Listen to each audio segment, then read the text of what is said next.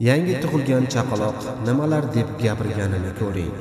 Assalomu alaykum hurmatli tomoshabin, ushbu ibratli video roligimiz YouTube'da keng tarqalishi uchun like va podpisatsiya tugmasini bosib qo'yishni unutmang. Barchangizdan Alloh rozi bo'lsin. Yoshgina go'zal ayol chaqaloqning yonida qarib qolgandek ko'rinar edi. Chaqaloqning jingalak sariq sochlari, katta moviy ko'zlari, biroz bo'rtib chiqqan burni, qip-qizil lablari o'ziga yarashib turar edi.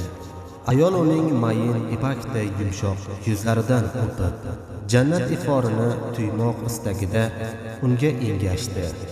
"Tegmang menga!" degan ovoz eshitildi birdan.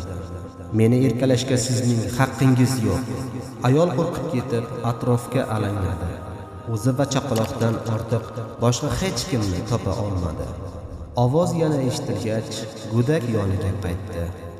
"Xudoyim-ey, yangi chaqaloq bo'lishiga qaramay gapirarkan-da. Chaqaloq, menga yaqinlashishingizni istamayman" deb gapirishda davom etar edi.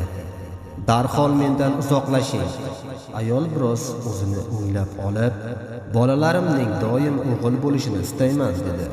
"Ular ham yaxshi, lekin qiz bola boshqachada. Shuning uchun seni o'pib, erkalatishni istayman."